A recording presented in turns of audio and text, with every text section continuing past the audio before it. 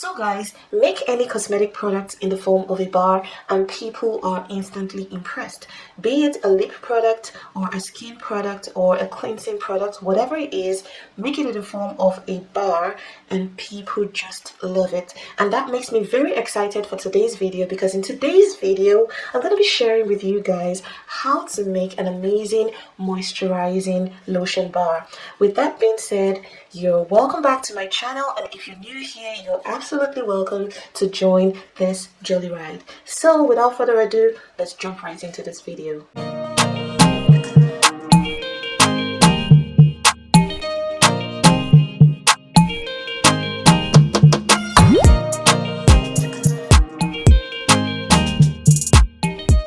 Typically, a lotion bar consists of butters, oils, and waxes. And as you can see, I have splitted my ingredients into the hot phase and the cool down phase. In the hot phase, these are the butters that I'm going to be using. So I have here jojoba butter, and I have shea butter, and I have cocoa butter. This butter, cocoa butter, is a very hard butter, and shea butter and jojoba butter are both soft butters. So if you don't have any access to jojoba butter, you can skip jojoba butter and use only shea butter and cocoa butter. But of course, you have to include the quantity of the jojoba butter that I took out into the shea butter. And if you don't have any shea butter, you can substitute for any soft butter that you have, be it mango butter or avocado butter or whatever kind of soft butter you have. You can substitute with shea butter. But for this video, for the purpose of this video, I'm going to be using jojoba butter, shea butter, and cocoa butter. Still in the hot phase of this formula, we have the oils. So I have my sweet almond oil, I have coconut oil, and I have dimethicone. This is not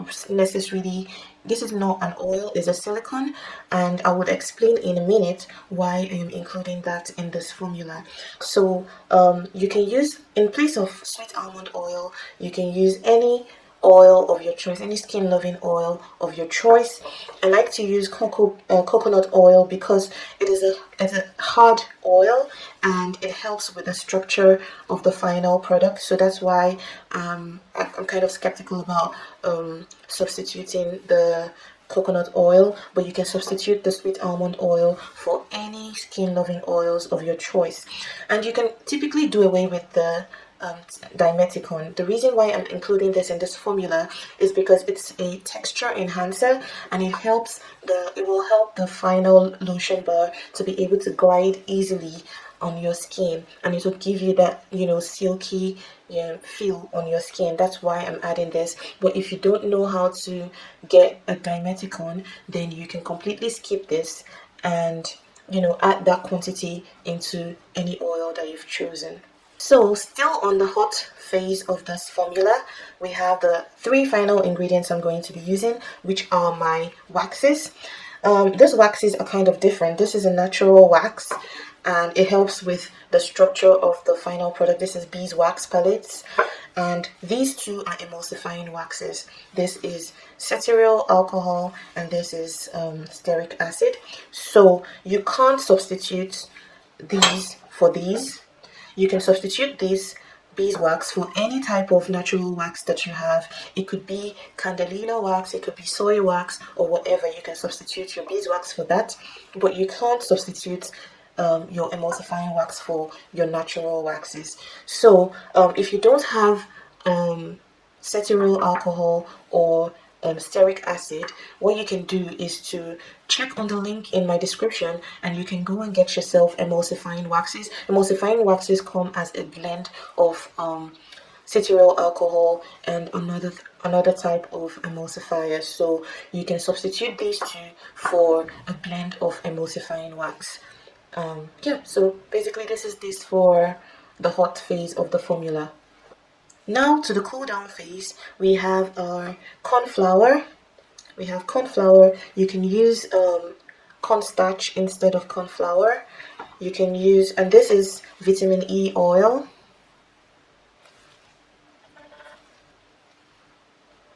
This is vitamin E oil. If you don't have any vitamin E oil, you can get those vitamin E capsules and pop the oil out of the capsules and use them instead. And this is a preservative. It's called Plantasev P. You can also use Optifin preservative as an alternative to Plantasev P preservative. And the final ingredients I'm going to be using in the cool down phase is my these are my essential oils. You can use any essential oil of your choice. I'm using peppermint, a blend of peppermint and eucalyptus essential oils. So any essential oil that you have is fine. If you don't have any essential oils, feel free to skip these. This is just to make the lotion bars smell really good, and you know, it just adds some extra skin benefits, but the main purpose of these essential oil is to make the lotion bars smell really nice. So if you don't have these or any essential oils at all, feel free to skip these. Now that we are conversant with all the ingredients I'll be using in this formula, I also wanted to show you some other important things that you need for this product. You need a silicone mold.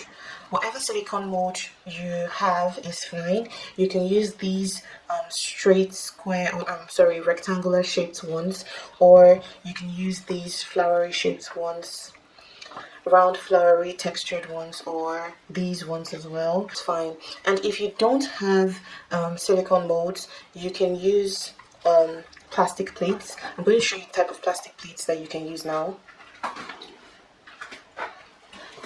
So you can use a plastic plate as your mold if you don't have a regular a normal silicone mold.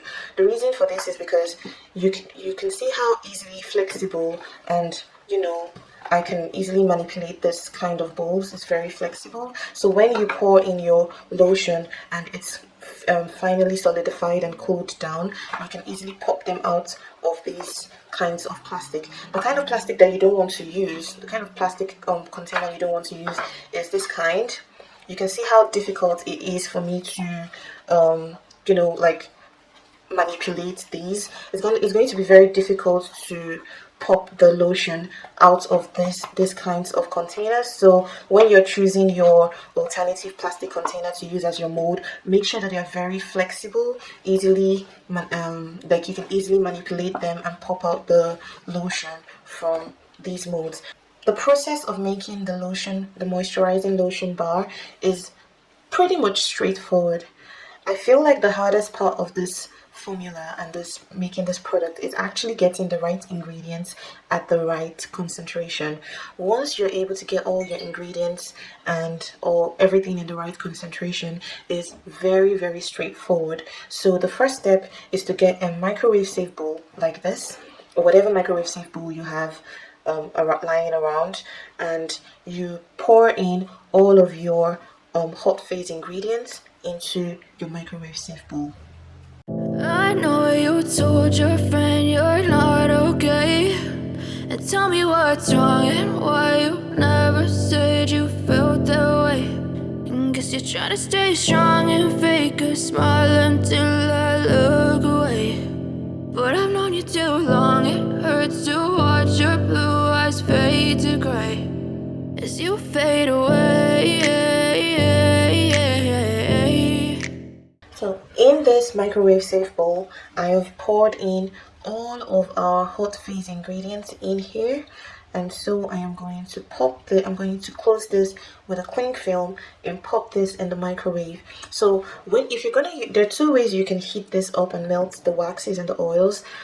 There are two ways you can do that. The first way is you can do this in the microwave, but you can only do it in 30-second bursts. So after each 30 seconds, you get them out of the microwave, stir, make sure that they're not like burning, the oils and the waxes are not burning. You stir, you put it back in, and then you continue microwaving, and you do that for every 30 seconds till the oils and waxes are completely melted. Or the second method is to pop this in a double boiler, so they slowly melt over time. I'll be using the microwave safe method. I know you told your friend you're not okay, and tell me what's wrong and why you never said you felt that way. And guess guess you're trying to stay strong and fake a smile until I look away. So I'll pop this in the microwave and I'll be back with our melted waxes and oils.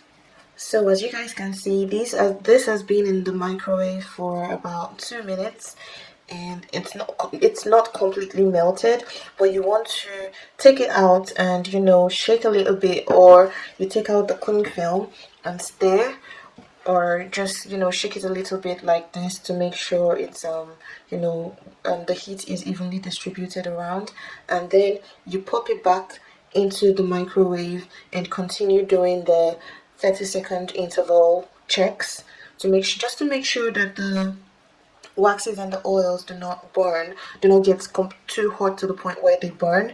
And that's the reason why you have to check at least every 30 seconds. So I'm going to pop this back in the microwave, and I'll be back when it's completely melted. As you guys can see, the hot phase of this formula is completely melted, and then I would add only one of the ingredients from the cool down phase, which is the cornstarch. I'll add that to the hot oil and start to stir for everything to go in homogeneously.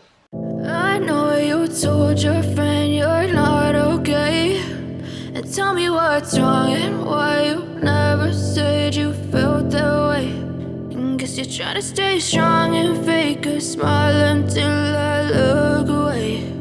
But I've known you too long, it hurts to. I'm going to go in with my stick blender, my homogenizer, and I'm going to homogenize the ingredients in there. I know you told your friend you're not okay, and tell me what's wrong and why you never said you felt that way. And guess you're trying to stay strong and fake a smile until I look away.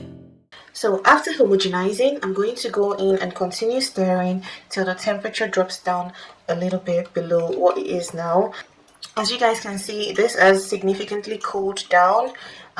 It's starting to stick to the sides of the microwave safe bowl.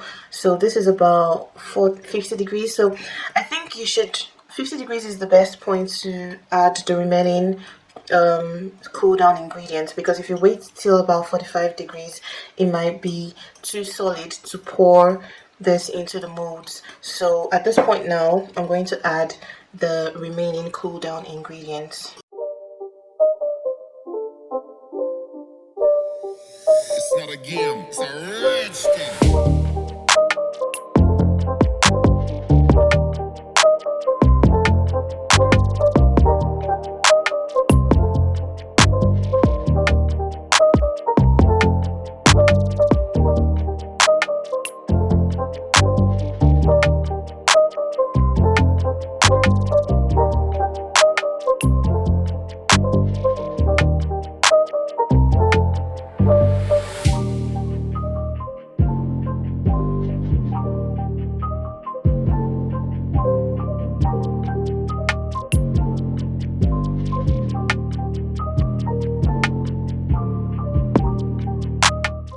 So this was a 300-gram batch, and it was able to fill up this silicone mold, and this is the remaining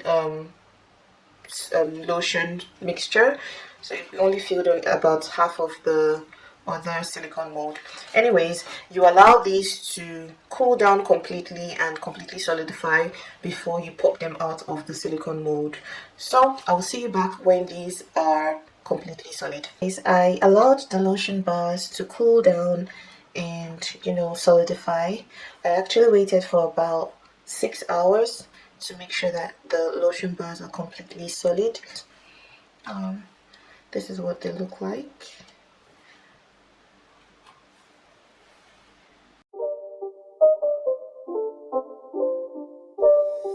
It's not a game, it's a rich thing.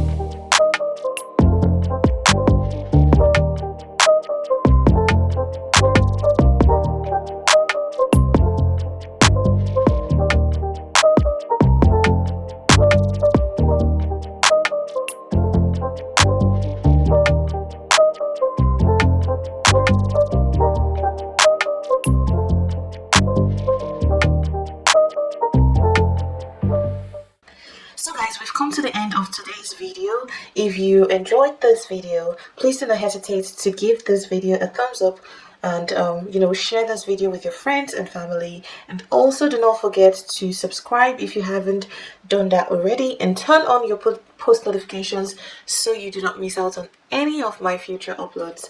So guys, I'll see you in my next video. Enjoy your lotion bars.